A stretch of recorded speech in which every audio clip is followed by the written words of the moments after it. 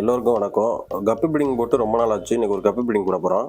ஏற்கனவே நம்மள்ட்ட ஒரு பழைய ஃப்ரிட்ஜ் பாக்ஸ் ஒன்று கிடந்துச்சு. அதை எடுத்து கழுவி சுத்தம் பண்ணி அதில் தண்ணியுமே டாப்அப் பண்ணியாச்சு. இதில் பாதாமில் போட்டு 2 நாள் அப்படியே விட போகிறோம். 2 நாள் ஆச்சு. இதுக்கப்புறம் ஆரம்பிக்க வேண்டியது. அதுக்கு முதல்ல செஞ்சு வச்ச ப்ரீடிங் நெட்டை எடுத்துக்கணும். அதை 2-3 நாளைக்கு முன்னாடியே பிடிச்சி வச்ச ஃப்ரிட்ஜ் பாக்ஸ் தண்ணியில் போட்ட வேண்டியதான். நம்ம மீன் ப்ரீடிங்காக ஃபாக்ஸ்டெயில் கொஞ்சமும் அதோட கொஞ்சம் டக் ஃபீடு ஃப்ளோட்டிங் பிளண்டு ரெண்டையுமே ஆட் பண்ணிடுறோம். அதாவது அமேசான் ஃப்ராக் பீட்டும் வாட்டர் ரெடியூஸ் இந்த 2 பிளாண்டையுமே நம்ம அதில் இணைச்சாச்சு. இப்போ நம்ம ப்ரீடிங் கூட போகிற கப்பி பீஸை பிடிக்க போகிறோம். அதுக்கு நமக்கு தேவையான கண்ணாடியில் கொஞ்சம் தண்ணி எடுத்துக்கிட்டு உள்ளே கிடக்கிற கப்பியை பிடிச்சி இதில் விட்டு காட்ட போகிறோம்.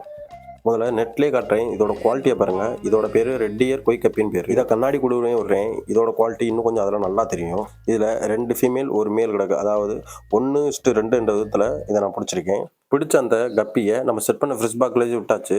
அது ஃப்ரீயாக ஸ்விம் பண்ண ஆரம்பிச்சிருச்சு. நம்ம போட்ட ப்ரீடிங் எப்படி செட் ஆகுதுன்னு அடுத்த வீடியோவில் காட்டுறேன். தேங்க்ஸ் ஃபார் வாட்சிங்.